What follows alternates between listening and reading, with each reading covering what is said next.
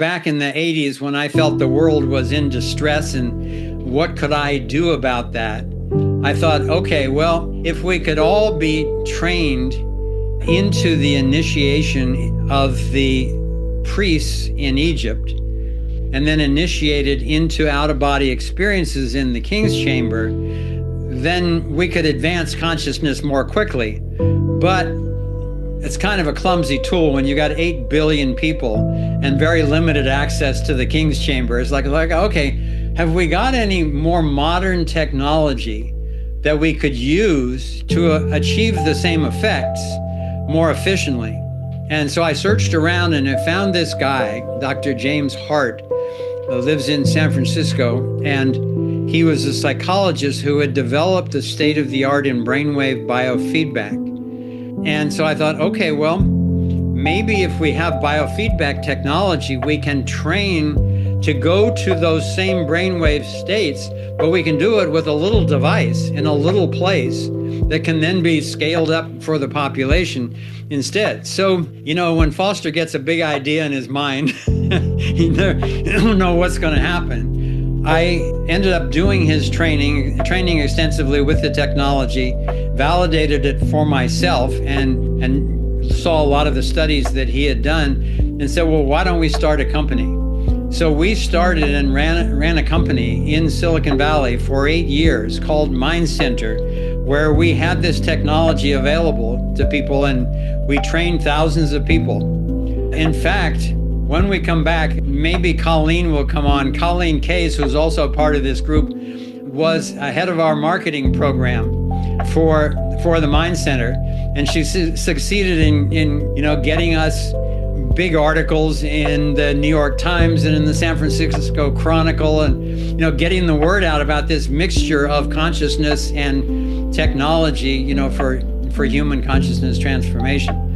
But anyway, so the theory was that these are the 4 brainwave states that they knew about at that time, where beta here is when you're focused and you're busy, and you're going about doing things physically, you get into the 13 cycles per second and above to get stuff done with your eyes open. Then as you begin to relax, if your eyes go soft, Zen meditators are really pretty much the only ones I've found who could do deep meditation with their eyes open, because they had trained their eyes to go soft enough that they didn't have any occipital brainwave action that was being triggered by the visual processing of the eyes.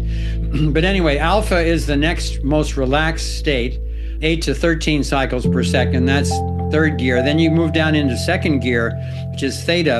And Jim Hart and I ended up training people and doing studies with yogis and Zen masters and psychic channels and Qigong masters and so forth. And we could see, who was the real deal and who had what kind of control over their brainwaves.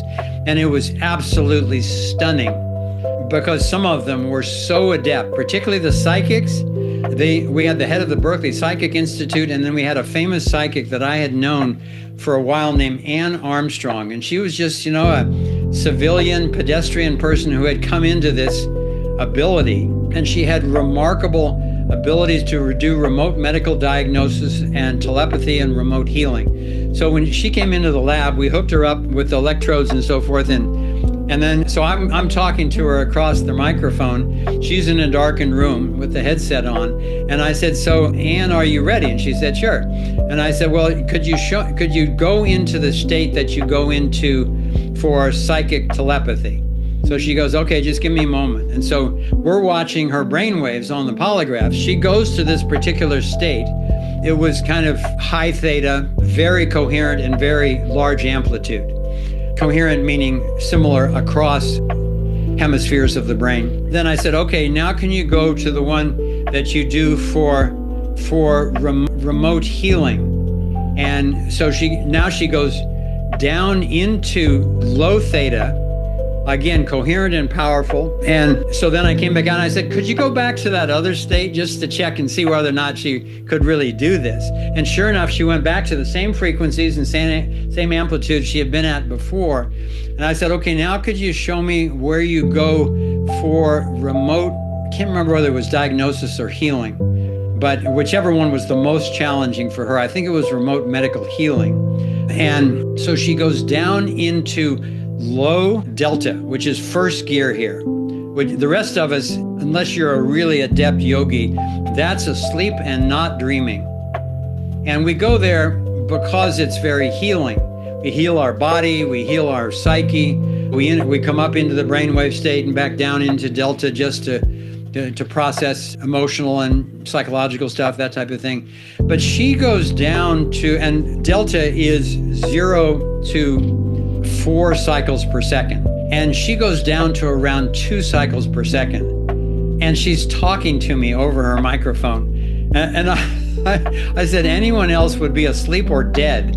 She said, how do you do this? She said, just a lot of practice. You remain alert while you go deeper. That's really all there is to it. And each frequency has its different capabilities. So that really confirmed for me that that I was glimpsing the future of humanity. That this is possible for all of us.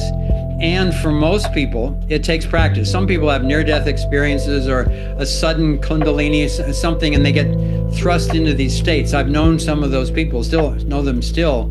But for most of us, it just takes a ton of practice. And so what does that have to do with this? Well, I mentioned that I thought that the King's Chamber was a device for focusing the Schumann resonance in order to get people into those states where they could open this non-physical portal for consciousness exploration.